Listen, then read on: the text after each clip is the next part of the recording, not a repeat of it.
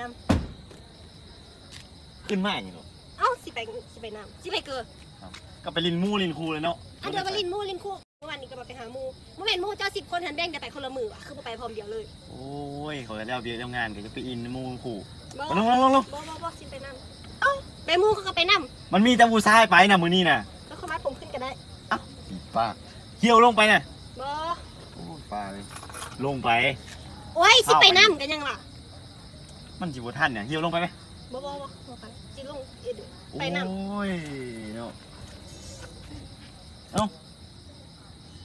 โอ้ยจ้าเงินที่ซื้อค่อยได้สมบ่ทำไมบ่อาจจะไปน้ำสิไปน้ำ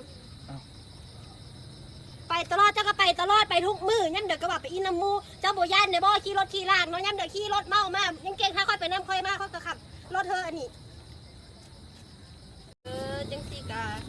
ไปรถค่อยไปค่อยมาจะไปอินน้ำมูผู้ชายตัวน้อยบ่ไปรถจังเด็กกะค่อยกินบ่ต้องกินเมาหลายถ้าว่าเมาสิเมาบ่ได้หั่นนอนน้ำมูน้ำคู่ก็ได้บ่ต้องมาเฮือนหั่นบ่ต้องเป็นห่วงคอยเฝ้าเธอแล้วเจ้าหันถ้าว่ากลับมาเดิกมาดื่นกินเหล้าเมามานี่เขาก็เป็นห่วงเขาก็บ่อยากเธอขี่มาเนาะเป็นห่วงคอยมันบอกก็เป็นห่วงเลยเนาะบ่เป็นห่วงขอสิข้าท่านบอกไปนั่นแหละเอ้าเป็นหยังคือบ่ไปเบิ่งเงินกูดูนี่เรือ2,000 กีบให้กูไปบ้าเนี่ยเอาไปซ้ำนี่เอามึงไปเองเลยไปมื้อนี้อุตส่าห์จะดีเธอไปแล้วว่าบ่ไปบ้าบ่เงินกูหมดให้กูไปยังไงงงกูน่ะ